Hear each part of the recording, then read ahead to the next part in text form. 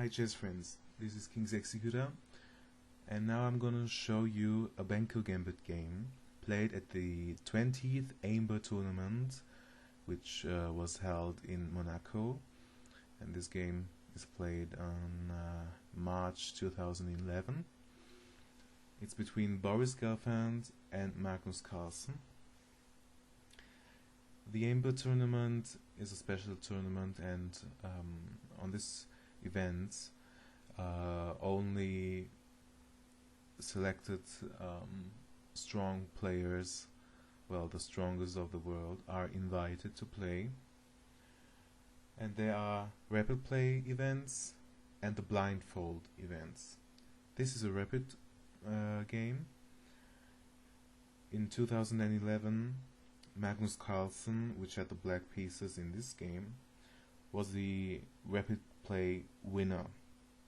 Levin Aronian was the blindfold winner and the overall winner.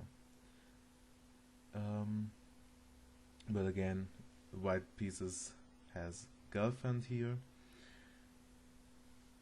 Now let's see how the game proceeded.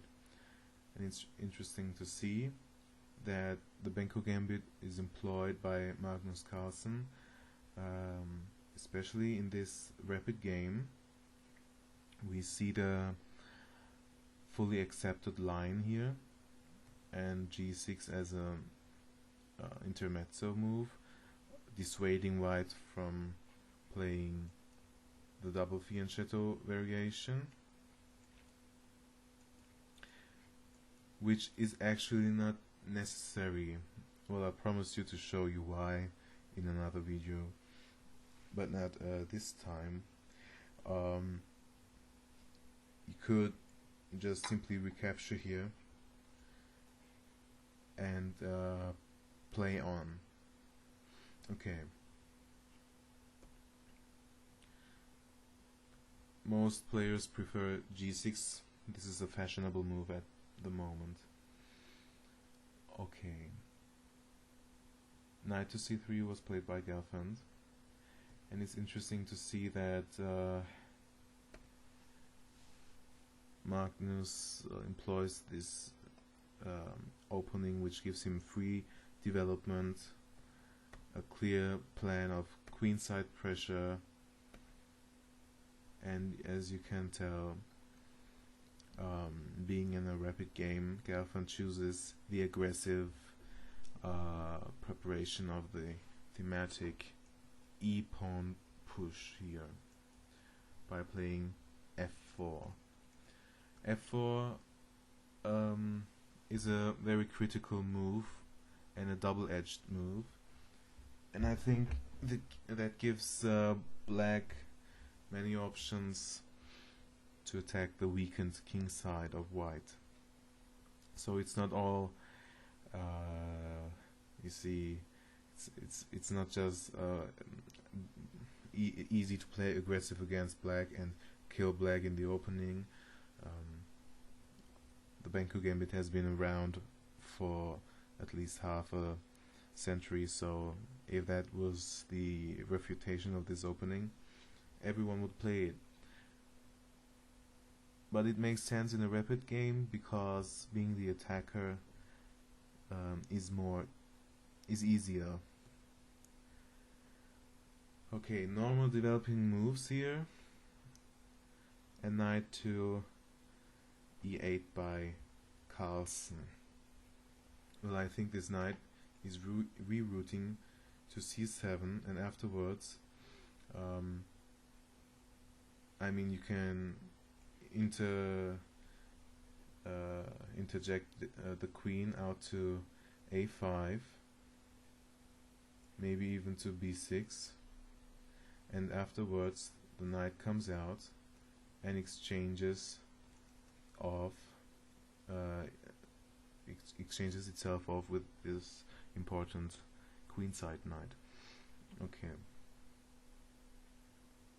After rook e1, Magnus kind of dissuades white from pushing on too early in the game and moves his knight to c7 immediately.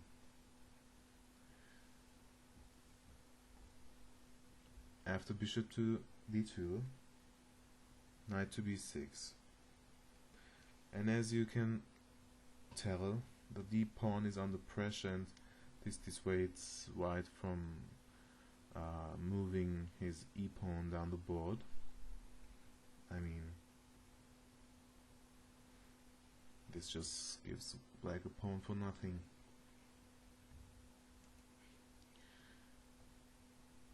Queen e2 was played by Gelfand, and now queen to d7.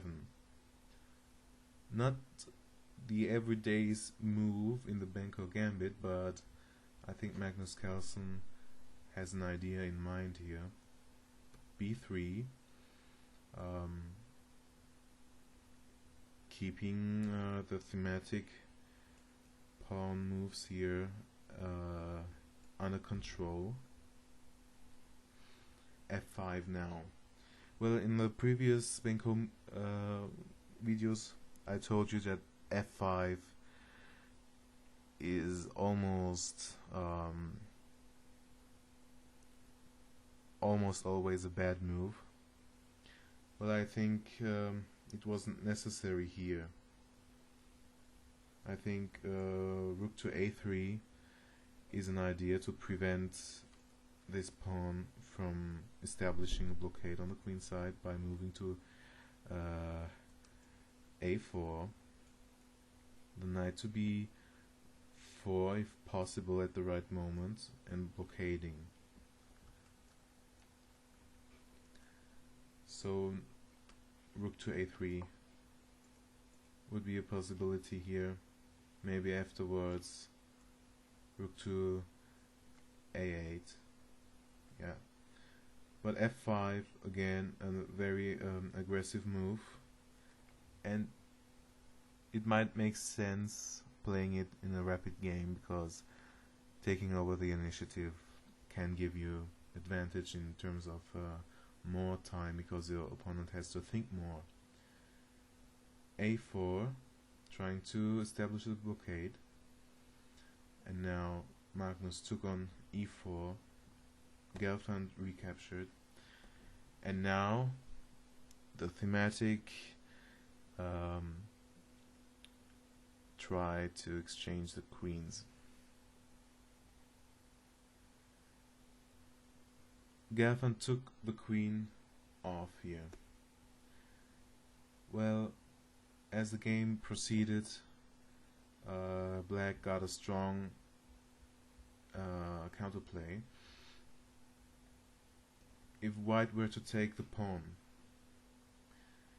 I think Gelfand was afraid of the following continuation. As you can tell, the queen is attacked and it is forked with the knight on c3, which is pinned, and I think Gelfand just didn't want to get into these tactical complications in a rapid game. And after knight to d5, you see that the queen is attacked and the rook as well. And this is probably the position which caused Gelfand headaches in the calculations and dissuaded him from playing this line. But it turns out that white could hold this position with queen to d6. Not queen takes pawn because of this discovered check, losing the queen.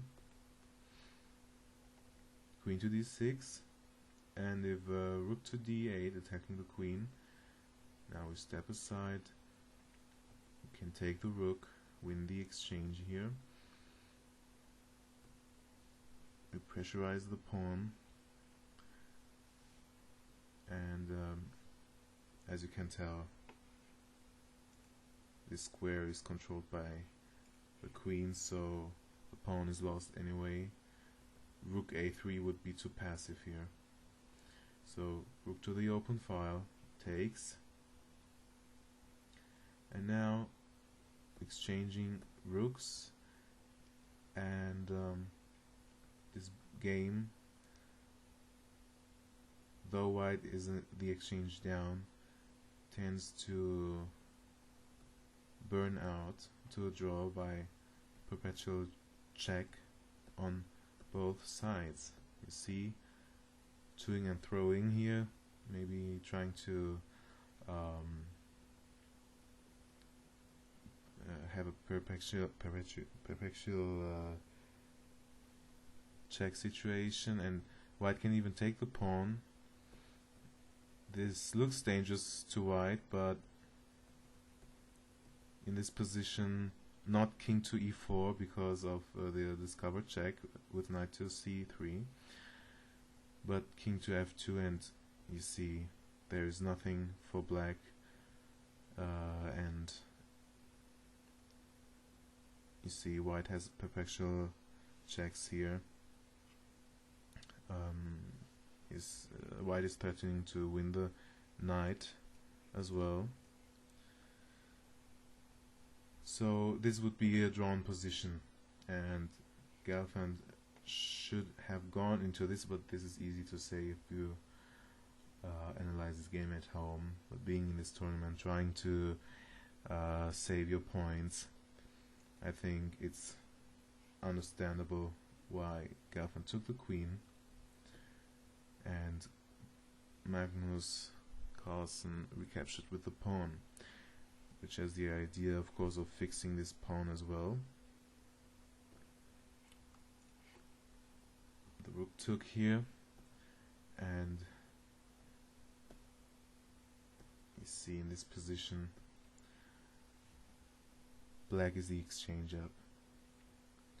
So in this case, f5 by Magnus Carlsen in this position made sense. This is a sound move, but Magnus is able to calculate way ahead from this position, and most of us will not be able to calculate as accurate, and I think f5 is a move to avoid for the normal player. If you know what you're doing, okay, but you never can guarantee this, and it's weakening the king's side for black. So as I said, the alternative rook to a3, doubling looks on the a file, seems more normal. Knight here is pinned, so there's no knight to b2 with any gain for white. Okay, back to the game. In this position, Gelfand took the queen and the pawn on e7 and lost the exchange. Rook d1 attacking the pawn. The king defends. b4. You see, being the exchange down, you as white are the you are the defender. So you want to exchange pawns, which eases your defending tasks. But this just is a lost position here. Gelfand tried to hold on with centralization. Rook b1, trying to penetrate to the back ranks, and Magnus offers the exchange of rooks. And now you see black pushes his passed pawn, and black has no problems whatsoever here in this position being active. c3, well, this becomes scary now. Check. Takes, well, desperate. Takes, and okay. Again, this is clearly won, because the knight rather has difficulties to find a good square, is offside, and after king to h4, you see the pawns are falling as well. Back to b2, attacking the knight. Rook to b3, check. king moves back and forth, a waiting move. If the king moves again, black takes off the g3 pawn. So king h3, rook to b2, knight e1, attacking it again, and with king to d3, Gelfand resigned this position because there are no available squares to this knight, but this one, and after that you see the knight is trapped. Okay, so what did we get out of this game? Accepting the pawn and giving black a free hand in developing and attacking. Well, I don't think that's a very good idea for white. I'm gonna cover the declined lines as well in the near future. I hope you comment and subscribe. I appreciate it. And see you next time.